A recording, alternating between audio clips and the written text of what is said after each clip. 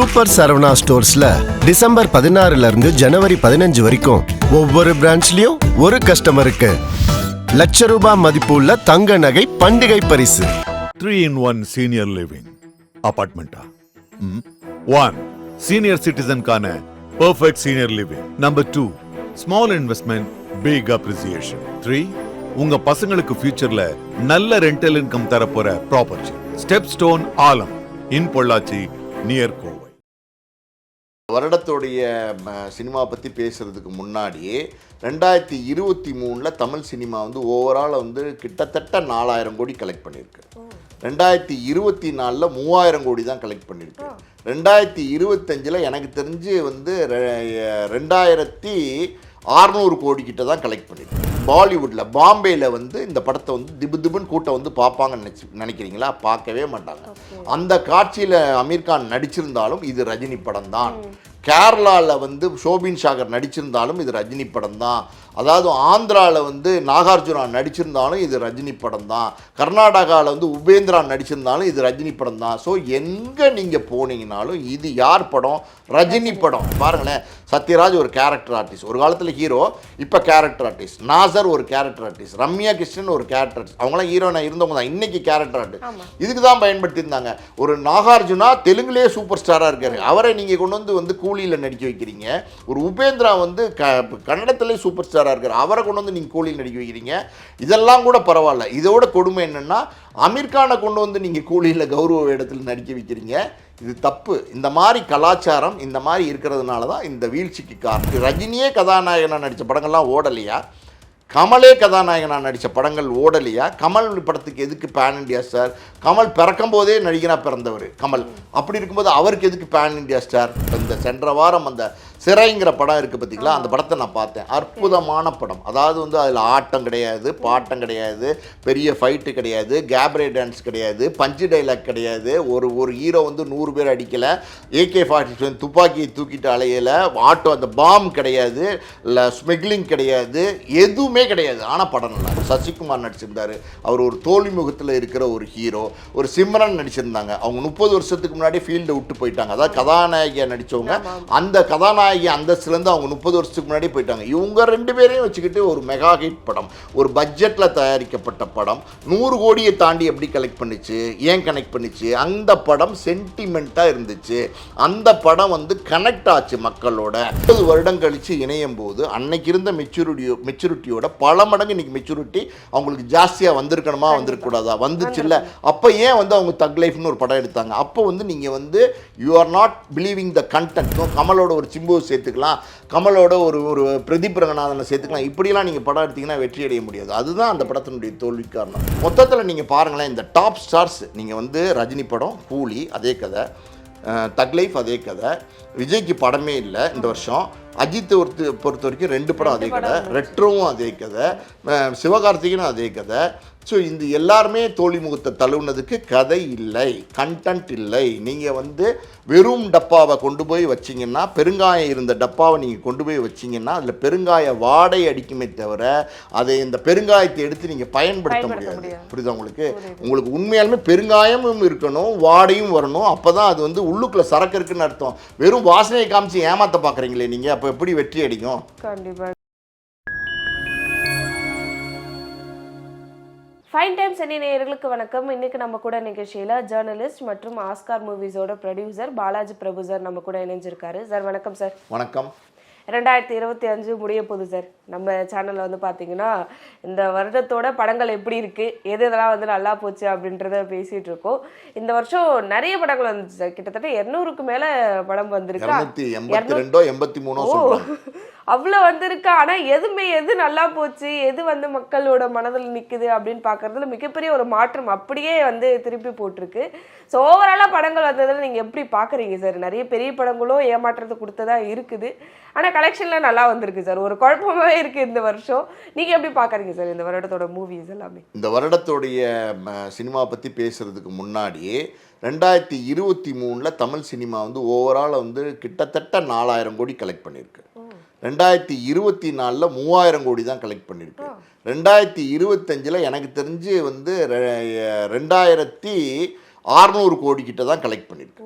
So இங்கே பாருங்கள் 4000 அது 3000 மாறி இன்னொரு 500 600 குறைஞ்சு 2500 600 வந்திருக்கு. அப்போ இது வளர்ச்சியா வீழ்ச்சியா? வீழ்ச்சி. இந்த வீழ்ச்சிக்கு என்ன காரணமாக இருக்கும் அப்படின்னு நீங்கள் யோசிக்கணும். யோசிக்க மாட்டேங்கிறாங்க தமிழ் சினிமாவில் உள்ளவங்க. அங்கே தான் பிரச்சனை. இந்த வீழ்ச்சிக்கு காரணமே என்னென்னா கண்டென்ட் இல்லாமல் படம் பண்ணுறாங்க. அதாவது ஹீரோவை நம்பி ஸ்டார் வேல்யூவை நம்பி நீங்கள் படம் பண்ணுறதுனால தான் இந்த வீழ்ச்சி. ஸ்டார் வேல்யூவை நம்பி படம் பண்ணும்போது அந்த ஸ்டாருக்கான படம் எடுக்கணும்னு நினைக்கிறீங்க. அதாவது இப்போ நம்ம உதாரணமாக ஒரு சில படங்கள் எடுத்து பேசணும் அப்படின்னா இந்த வருஷம் வந்த படம் ரஜினிகாந்த் நடித்த கூலி. ரஜினிகாந்தை பொறுத்த வரைக்கும் பார்த்தீங்கன்னா ரஜினிகாந்தே ஒரு சூப்பர் ஸ்டார்னும் போது அவருக்கு எதுக்கு பக்கத்தில் அடிஷ்னலாக ஆட்கள் தேவை? அவருக்கு எதுக்கு ஒரு நாகார்ஜுனா? அவருக்கு எதுக்கு ஒரு ஷோபின் சாகர்? அவருக்கு எதுக்கு ஒரு அமீர் கான்? அவருக்கு எதுக்கு ஒரு உபேந்திரா?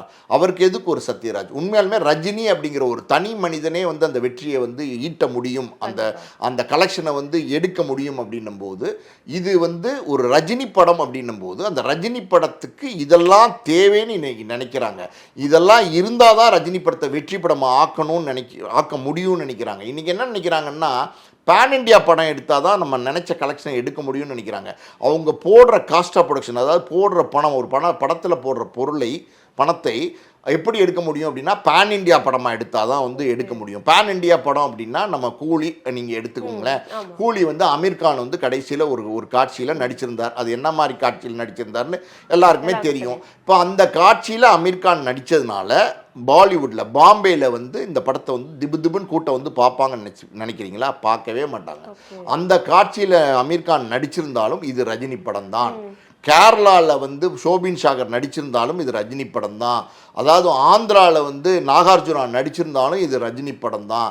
கர்நாடகாவில் வந்து உபேந்திரா நடிச்சிருந்தாலும் இது ரஜினி படம் தான். ஸோ எங்கே நீங்கள் போனீங்கனாலும் இது யார் படம்?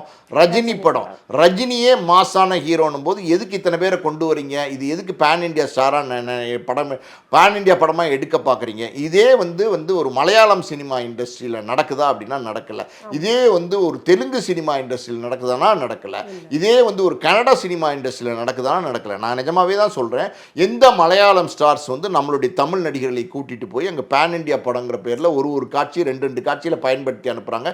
ஒரு படம் உதாரணம் சொல்லுங்கள், ஒரு கன்னட படம் உதாரணம் சொல்லுங்கள். ஒரு பாகுபலிங்கிற ஒரு படம் வந்து ஒரு பேன் இண்டியா படம் நம்ம சொன்னால் கூட அது வந்து அந்த கதைக்கு தேவைப்பட்டது. அங்கே ஒரு சத்யராஜுங்கிற ஒரு தமிழ் நடிகர் அந்த கட்டப்பாங்கிற கதாபாத்திரத்துக்கு பொருத்தமாக இருப்பார் அப்படிங்கிறதுனால அந்த படத்தில் வந்து ராஜமௌலி நடிக்க வச்சிருந்தாரே தவிர ஒரு ரம்யா கிருஷ்ணன் தமிழ்லேருந்து போன நடிகைன்னு நம்ம சொல்ல முடியாது. ஏன்னா தமிழ் தெலுங்குலாம் அவங்க நடிச்சுட்டு தான் இருக்காங்க. ஒரு நாசரை பயன்படுத்தியிருந்தாங்க. அந்தந்த கதாபாத்திரத்துக்கு தேவைன்னும் போது கதாபாத்திரங்களை தான் நீங்கள் பயன்படுத்தியிருந்தாங்க. நீங்கள் பாருங்களேன், சத்யராஜ் ஒரு கேரக்டர் ஆர்டிஸ்ட், ஒரு காலத்தில் ஹீரோ, இப்போ கேரக்டர் ஆர்டிஸ்ட். நாசர் ஒரு கேரக்டர் ஆர்டிஸ்ட், ரம்யா கிருஷ்ணன் ஒரு கேரக்டர் ஆர்டிஸ்ட். அவங்களாம் ஹீரோனா இருந்தவங்க தான், இன்னைக்கு கேரக்டர் ஆர்டிஸ்ட். இதுக்கு தான் பயன்படுத்தியிருந்தாங்க. ஒரு நாகார்ஜுனா தெலுங்குலேயே சூப்பர் ஸ்டாராக இருக்காரு, அவரை நீங்கள் கொண்டு வந்து கூலியில் நடிக்க வைக்கிறீங்க. ஒரு உபேந்திரா வந்து கன்னடத்திலே சூப்பர் ஸ்டாராக இருக்கார், அவரை கொண்டு வந்து நீங்கள் கூலியில் நடிக்க வைக்கிறீங்க. இதெல்லாம் கூட பரவாயில்ல. இதோட கொடுமை என்னென்னா அமீர் கானை கொண்டு வந்து நீங்கள் கூலியில் கௌரவ இடத்துல நடிக்க வைக்கிறீங்க. இது தப்பு. இந்த மாதிரி கலாச்சாரம் இந்த மாதிரி இருக்கிறதுனால தான் இந்த வீழ்ச்சிக்கு காரணம். இன்னொரு பக்கம் பார்த்தீங்கன்னா நான் சொல்கிறேன், இன்னொரு பக்கம் பார்த்தீங்கன்னா இந்த பட்ஜெட்டுங்கிறது ஏன் பெருசாகுது? நீங்கள் இந்த பேன் இண்டியா ஸ்டார்ஸ் எல்லாம் கொண்டு வரும்போது தான் பிரச்சனையாகுது. ஒரு அமீர் கான், நான் ஒரே ஒரு படம் கூலியை மட்டுமே வச்சு விட்டு உதாரணம் சொல்கிறேன். ஒரு அமீர் கானுக்கு ஒரு பணம் கொடுக்கணும், நாகார்ஜுனாக்கு கொடுக்கணும், ஷோபின் சாகர் கொடுக்கணும், உபேந்திரா கொடுக்கணுமா? பட்ஜெட் பெருசாக ஆகதானே செய்யும். எதுக்கு அந்த பட்ஜெட் நீங்கள் பெருசு பண்ணுறீங்க? ரஜினி நடித்த அண்ணாமலை, ரஜினி நடித்த படையப்பா, ரஜினி நடித்த பாஷா, ரஜினி நடித்த முரட்டுக்கால, ரஜினி நடித்த பில்லா, ரஜினி நடித்த படங்கள் போக்கிரி ராஜா, அடுத்த வாரிசு, இப்படி ரஜினியே கதாநாயகனாக நடித்த படங்கள்லாம் ஓடலையா? கமலே கதாநாயகனாக நடித்த படங்கள் ஓடலையா? கமல் படத்துக்கு எதுக்கு பேன் இண்டியா ஸ்டார்? கமல் பிறக்கும் போதே நடிகனாக பிறந்தவர் கமல்.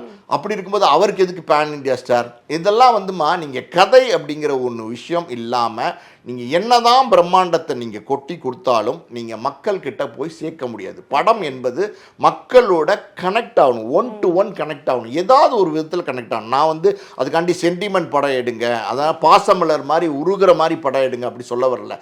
நீங்கள் ஒரு மசாலா மசாலா படம் கொடுத்தீங்கன்னா கூட அது ஆடியன்ஸோட கனெக்ட் ஆகணும். நீங்கள் ஒரு குடும்ப படம் கொடுத்தீங்கன்னா கூட அது ஆடியன்ஸோட கனெக்ட் ஆகணும். நீங்கள் வந்து ஒரு ஒரு எப்படி சொல்கிறது, ஒரு ஒரு ஃபேமிலி ட்ராமா சொன்னீங்கனாலும் அது ஆடியன்ஸோட கனெக்ட் ஆகணும். எப்படி இப்போ ஒரு க்ரைம் படம் அது ஆடியன்ஸோட கனெக்ட் ஆகணும். அந்த மாதிரி படம் எடுக்கணுமே தவிர கண்டென்ட்டில் கான்சென்ட்ரேட் பண்ணணுமே தவிர இந்த மாதிரி பிரம்மாண்டங்கள் இந்த மாதிரி பேன் இண்டியா படங்கள்லாம் எடுத்தால் எந்த பிரயோஜனமே கிடையாது. 4000லேருந்து 3000, 3000லேருந்து 2500, 2500லேருந்து அடுத்த வருஷம் 2000, அதுக்கப்புறம் 1500, இப்படி சுருங்கிக்கிட்டே தான் போகுமே தவிர வளர்ச்சி அடையாது. காரணம், சினிமா என்பது ஒரு என்டர்டைன்மெண்ட் மீடியா. நீங்கள் ஒரு விஷயத்தை ரொம்ப தெளிவாக புரிஞ்சுக்கணும். ஒவ்வொரு ஸ்டேட்லேயும் எடுக்கப்படுற படம் அந்த ஸ்டேட் மக்களுக்காண்டி எடுக்கப்படுற படம். அந்த தமிழ்நாடு அப்படின்னா தமிழ்நாட்டில் ரஜினி, விஜய், அஜித், சிம்பு, தனுஷ் அப்படின்னு இங்கே சூப்பர் ஸ்டார் இருக்காங்க, சூர்யாலாம், இவங்களுக்காண்டி எடுக்கப்படுற படம். இது எதுக்கு நீங்கள் பேன் இண்டியா படமாக்குறீங்க? மம்முட்டி வந்து பார்த்தீங்கன்னா மோகன்லால் நடிக்கிற படம் மலையாளத்தில் எடுக்கப்படுற படம் அவங்க எடுக்கிறாங்க. நீங்கள் வந்து ஏன் வந்து உங்களுடைய செல்வாக்கை நீங்கள் ஏன் குறைச்சிக்கிறீங்க? ரஜினியை ஏன் நீங்கள் கேவலப்படுத்துறீங்க? இதுதான் இந்த வீழ்ச்சிக்கு காரணம். Okay sir. இப்போ வந்து எல்லா தியேட்டர்ஸுமே ஒரு லிஸ்ட் விட தொடங்கிட்டாங்க, டாப் 10, 20 அப்படின்னு சொல்லிட்டு. இங்க சென்னையில இருக்க ரோகிணி அப்படின்ற பெரிய தியேட்டர்ஸ்ல இருந்து தமிழ்நாட்டில் இருக்க எல்லாருமே அதுல வந்து பாத்தீங்கன்னா ஒரு கலெக்ஷனா எவ்வளவு எடுத்துச்சு அப்படின்னு பார்க்கும்போது கூலி, தக் லைஃப், அதுக்கப்புறமா விடாமுயற்சி, குட் பேட் அக்லின்னு சொல்லிட்டு அந்த படங்களும் இருக்குது. சின்ன படங்கள் அதிகமா பார்க்க முடியல. ஆனா மக்கள் கிட்ட வரவேற்பு அப்படின்னு பார்க்கும்போது சின்ன படங்கள் அந்த மாதிரி கதைக்களமா நல்லா கொண்டு போன படங்கள் தான் இருக்குது. வெறும் கலெக்ஷன் மட்டும் வச்சு இந்த படம் தான் பெஸ்ட், இந்த வருஷத்துல இந்த படம் தான் வந்து நல்லா போச்சு அப்படின்றத சொல்ல முடியுமா சார்? இந்த வருஷம் பார்க்கும்போது அப்படிதான் இருக்கு. நீங்க அதை எப்படி பாக்குறீங்க? இல்லை, நீங்க கலெக்ஷனை வச்சு எந்த படத்தையும் பெஸ்ட்னு சொல்ல முடியாதுமா. அது வணிக ரீதியான வெற்றி. அதாவது உண்மையான வெற்றி என்பது அந்த படம் தரமான படமா இருக்கணும்.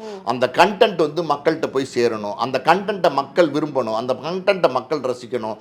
அது மக்கள் உணர்வோட கனெக்ட் ஆன விஷயமா இருக்கணும். நான் இப்போ ஒரு சமீபத்திய உதாரணம் உங்களுக்கு சொல்றேன். இப்போ இந்த சென்ற வாரம் அந்த சிறைங்கிற படம் இருக்கு பார்த்தீங்களா, அந்த படத்தை நான் பார்த்தேன். அற்புதமான படம். அதாவது வந்து அதில் ஆட்டம் கிடையாது, பாட்டம் கிடையாது, பெரிய ஃபைட்டு கிடையாது, கேப்ரே டான்ஸ் கிடையாது, பஞ்சு டைலாக் கிடையாது, ஒரு ஹீரோ வந்து 100 பேர் அடிக்கலை, AK-47 துப்பாக்கியை தூக்கிட்டு அலையலை, ஆட்டோ அந்த பாம் கிடையாது, இல்லை ஸ்மெக்லிங் கிடையாது, எதுவுமே கிடையாது. ஆனால் படம் நல்லா இருக்கு. எப்படி?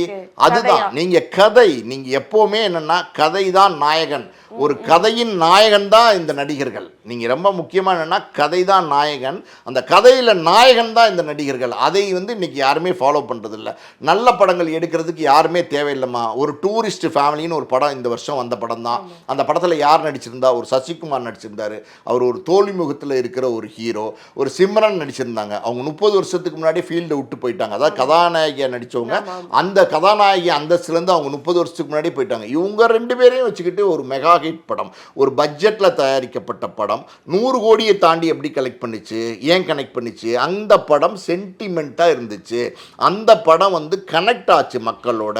அந்த படம் மக்கள் வந்து பார்க்கும்போது விரும்பினாங்க. அதுதான் காரணம். ஒரு குடும்பஸ்தன் ஏன் வெற்றி அடைஞ்சிச்சு? குடும்பஸ்தன் என்ன இருந்துச்சு? அந்த குடும்பஸ்தனில் உங்களுடைய குடும்பத்தில் நடக்கிற ஒரு பிரச்சனை இருந்துச்சு. ஒரு வேலை இல்லாத ஒரு இளைஞன் இருந்தான்னா அவன் என்னென்ன பிரச்சனைகளை ஃபேஸ் பண்ணுவான், என்னென்ன கேவலங்களை ஃபேஸ் பண்ணுவான். அப்போ பணம் தான் பிரதானமா அப்படிங்கிற மாதிரி ஒரு கண்டென்ட்டை கொண்டு வந்து சொல்லும் போது அந்த படம் வெற்றி அடைஞ்சிச்சு. மாமன் ஒரு படம் வந்துச்சு. சூரி வந்து ஒரு காமெடி நடிகர். இன்னைக்கு வந்து படங்களில் ஹீரோவா நடிக்கிறாரு. சூரி நடித்த படம் வந்து பெரிய லெவலில் கலெக்ட் பண்ணியிருக்குமா? எப்படி கலெக்ட் பண்ணிச்சு? ஏன்னா அது என்ன காரணம் அப்படின்னா உங்களுடைய வாழ்வியலோட கனெக்ட் ஆன விஷயம். ஒரு மாமன், தாய் மாமன், நல்லா புரிஞ்சுக்கோங்க. யாரும் வந்து மாமன்னு சொல்றது இல்லை, தாய் மாமன். ஏன் தாய் மாமன் சொல்றாங்க? தாய்க்கு என்ன ஒரு மரியாதை இருக்கோ, உரிமை இருக்கோ, அது தாய் மாமனுக்கும் இருக்கிறதுனால தான் தாய் மாமன் சொல்றாங்க. அந்த தாய் மாமனுக்கும் ஒரு அக்கா பையனுக்கும் சின்ன பையன் இருக்கிற கனெக்ஷனு, அதில் உள்ள பிரச்சனைகள், அதை கனெக்ட் பண்ணி ஒரு படம் எடுத்தாங்க. அதில் நிறைய விமர்சனங்கள் வந்துச்சு. டிவி சீரியல் மாதிரி இருக்கு, அது இது இருக்கு எல்லாம் சொன்னாங்க. ஆனால் படம் எப்படி அப்போ டிவி சீரியல் மாதிரி இருக்குன்னு விமர்சனம் பண்ணால் என்ன அர்த்தம்னா பெருசாக டெக்னாலஜியாக அவங்க யூஸ் பண்ணல. அங்கே 8K-47 துப்பாக்கி கிடையாது, அங்கே வந்து ஆட்டபம் கிடையாது, அங்கே வந்து அடிதடி கிடையாது, வெட்டு குத்து கிடையாது, எதுவுமே கிடையாது. ஆனால் இந்த படம் வெற்றி படமாக அமைஞ்சிச்சு. ஸோ அதெல்லாம் தான் காரணம். டியூடும் டிராகனும் ஏன் இன்றைக்கி வந்து 100 crores கலெக்ட் பண்ணிச்சு இந்த வருஷம்? ஒரு பிரதீப் ரங்கநாதங்கிறவர் எப்போ சினிமாவுக்கு வந்தார்? ஒரு கோமாளிங்கிற படத்தை இயக்குனார். அந்த படம் வெற்றி படம், ஜெயம் ரவி ஹீரோ. அதுக்கப்புறம் லவ் டுடேன்னு ஒரு படம் எடுத்தார். அந்த ஒரு படம் வெற்றி படம். அதுக்கப்புறம் இந்த வருஷம் அந்த 2 படமுமே 100 கோடியை தாண்டி ஏன் கலெக்ட் பண்ணிச்சு? எதனால் எதனால் கலெக்ட் பண்ணுச்சு நீங்கள் யோசிச்சிங்களா?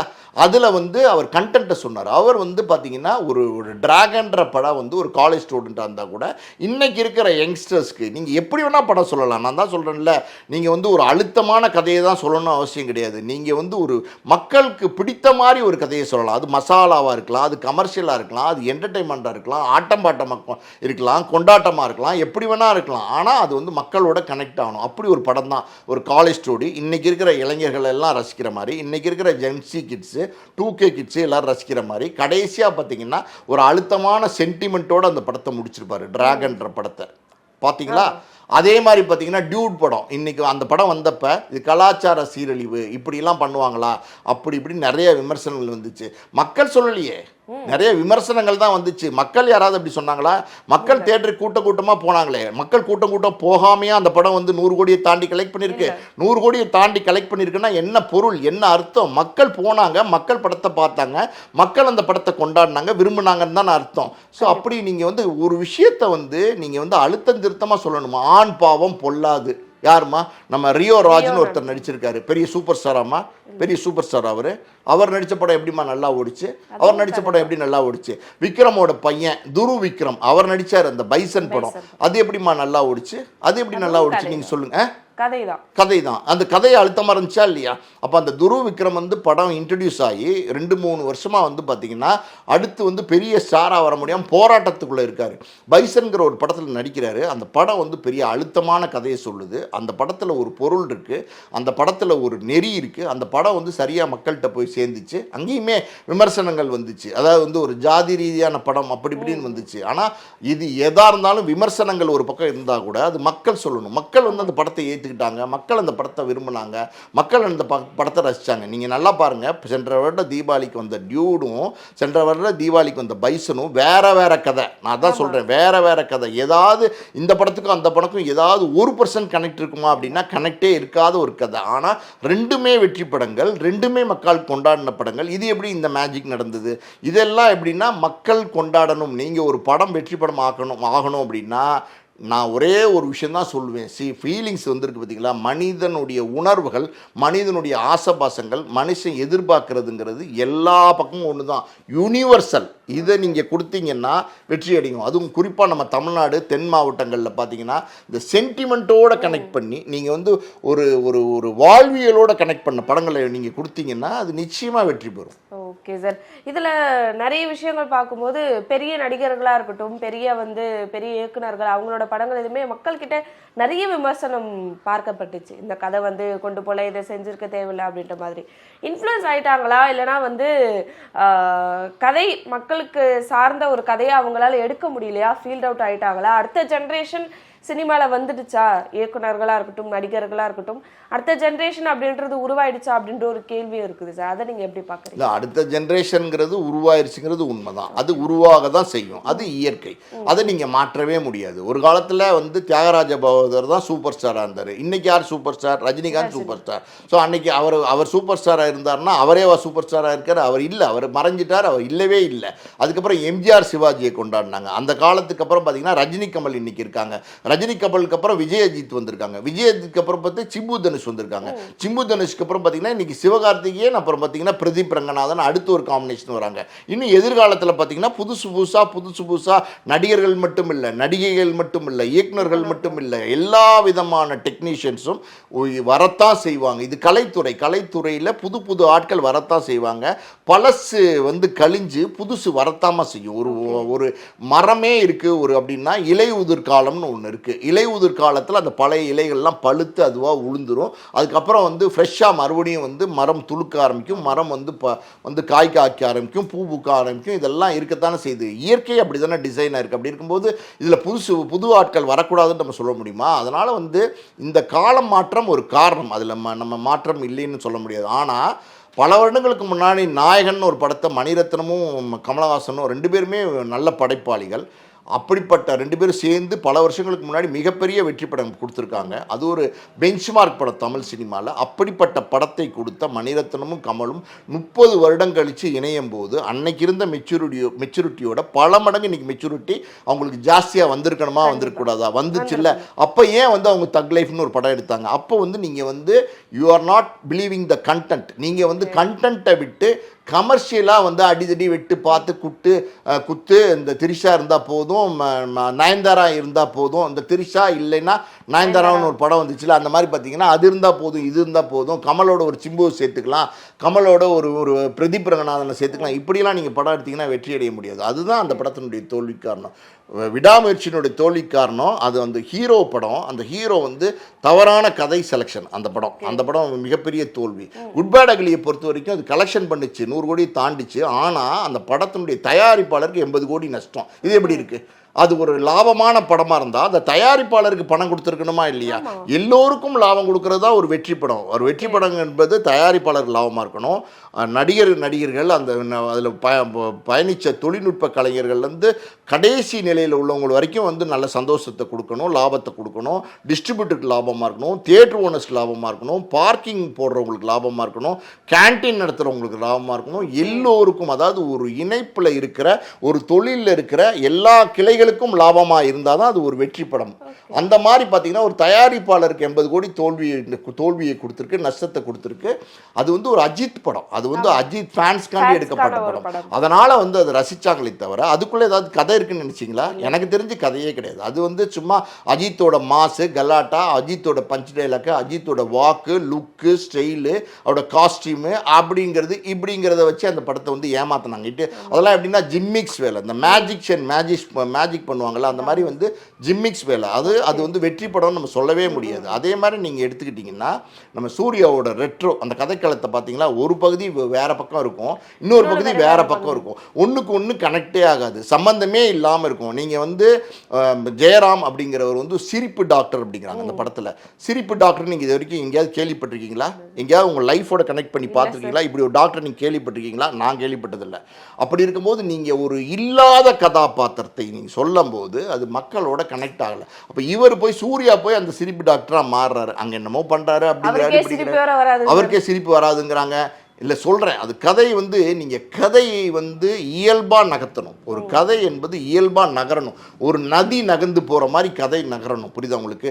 நதி நகர்ந்து போகுது இல்லை, நீங்கள் போனீங்கன்னா அது அப்படியே ஓடிக்கிட்டே இருக்கும், ஃப்ளோ இருக்கணும். கதைக்குள்ளே வந்து நீங்கள் எங்கேயாவது தடை இருந்துச்சுன்னா என்ன தடைங்கிறத வந்து சரி பண்ணணும். இப்போ நதி போகிற இடத்துல ஒரு கல், பெரிய பாறாங்கல் இருக்குது, அப்போ அது நதி போகிறதுல தடை இருக்குன்னா அந்த பாறாங்கல்ல நகத்தை தான் பார்க்கணுமே தவிர நீங்கள் அந்த நதி போகிற பாதையை பெருசாக வெட்டி விட்டுட்டு இந்த பக்கம் அந்த பக்கம்னு வெட்டி விடக்கூடாது. நாலா பக்கமும் நீங்கள் திருப்பி விடக்கூடாது.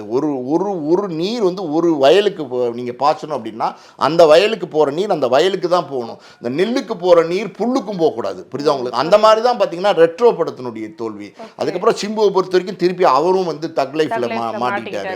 அதுக்கப்புறம் சிவகார்த்திகேயன் வந்து இன்னைக்கு ஒரு நம்பிக்கை நட்சத்திரமா இருக்காரு. இன்னைக்கு பெரிய வியாபாரம் இருக்கு, பெரிய லாபம் இருக்கு, எல்லாமே இருக்கு. ஆனா பாருங்க, சிவகார்த்திகேயன் போன வருடம் கொடுத்த அமரன் எவ்வளவு பெரிய வெற்றி படம். ஏன் வெற்றி படமாச்சு? கதை இருந்துச்சு, அழுத்தமான கதை. ஒரு முகுந்த் வரதராஜன்ற ஒரு ராணுவ வீரருடைய கதை, உண்மை கதை. அது அழுத்தமா, அதை அவ்வளோ அழகா நேர்த்தியா சொல்லியிருந்தாங்க. அதுல எங்கெங்க பாட்டு இருந்துச்சு, அதுல எங்கெங்க பஞ்ச் டைலாக் இருந்துச்சு, கேபரே டான்ஸா இருந்துச்சு, அடிதடி வந்து சும்மா ஒரு பாம் எடுத்துற வீசுற சீனா இருந்துச்சு, AK-47 துப்பாக்கி எடுத்துட்டு சம்பந்தம் இல்லாமல் ரோட்டில் போகிறவன் சுடுற மாதிரியா காட்சி இருந்துச்சு? ஒன்றுமே இல்லையே, ஒரு காமெடி கூட இல்லையே. அது எப்படி வெற்றி அடைஞ்சிச்சு? கதை நல்லா புரிஞ்சுங்க. கதை இருந்தால் வெற்றி அடையும். இந்த வருஷம் அந்த மதராசி படம் அது இல்லை. மதராசி படத்தை பொறுத்த வரைக்கும் பார்த்தீங்கன்னா ஒரு கதையை தயாரிச்சிருக்கிறாங்க. ஒரு ஹீரோ நடிக்க போகிறாருன்னும் போது அது கமர்ஷியலாக ஒரு படம் பண்ணணுங்கிறதுக்காண்டி ஒரு கதையை தயாரிச்சிருக்கிறாங்க. அந்த கதை வந்து தயாரிக்கப்பட்ட கதை. அந்த கதை வந்து உருவான கதையில் உருவாகணும். கதை என்பது நீங்கள் உருவாக்குனீங்க அப்படின்னா அது அப்படி தான். அந்த மாதிரி தான் அது ஒரு தோல்வியை கொடுத்துச்சு. மொத்தத்தில் நீங்கள் பாருங்களேன், இந்த டாப் ஸ்டார்ஸ் நீங்கள் வந்து ரஜினி படம், கூலி அதே கதை, தக் லைஃப் அதே கதை, விஜய்க்கு படமே இல்லை இந்த வருஷம், அஜித் பொறுத்த வரைக்கும் 2 படம் அதே கதை, ரெட்ரோவும் அதே கதை, சிவகார்த்திகனும் அதே கதை, ஸோ இந்த எல்லாருமே தோல்வி முகத்தை தழுவுனதுக்கு கதை இல்லை, கண்டென்ட் இல்லை. நீங்கள் வந்து வெறும் டப்பாவை கொண்டு போய் வச்சிங்கன்னா, பெருங்காயம் இருந்த டப்பாவை நீங்கள் கொண்டு போய் வச்சிங்கன்னா அதில் பெருங்காய வாடை அடிக்குமே தவிர அதை இந்த பெருங்காயத்தை எடுத்து நீங்கள் பயன்படுத்த முடியாது. புரியுதா உங்களுக்கு? உங்களுக்கு உண்மையாலுமே பெருங்காயமும் இருக்கணும், வாடையும் வரணும். அப்போ தான் அது வந்து உள்ளுக்குள்ளே சரக்கு இருக்குன்னு அர்த்தம். வெறும் வாசனையை காமிச்சு ஏமாற்ற பார்க்குறீங்களே நீங்கள், அப்போ எப்படி வெற்றி அடிக்கும்? கண்டிப்பா சார். ஸோ நிறைய ஒரு அப்படியே ஒரு பிளேட்டை திருப்பி போட்டிருக்கு. மக்கள் கிட்ட வந்து எது ஹிட் மூவி, எது வந்து இல்லை அப்படியெல்லாம் இல்லைம்மா. சொல்லவே முடியல. இல்லவே இல்லைம்மா. நல்ல படம், தரமான படம். நான் சொன்னேன்ல, இந்த படங்கள் எல்லாமே கதையோட வந்ததுனால வெற்றி படங்கள். இந்த கதை இல்லாத வந்த சூப்பர் ஸ்டார்ஸ் நடித்த படங்கள் எல்லாமே கதை இல்லாதனால தோல்வி படங்கள். Okay sir. சின்ன நடிகர் நடித்த படங்கள் கதையோட வந்துச்சு, வெற்றியாச்சு. ஆச்சா ஆகலையா? கண்டிப்பா சார். அப்புறம் அப்படிதான் ஆகிருக்கு.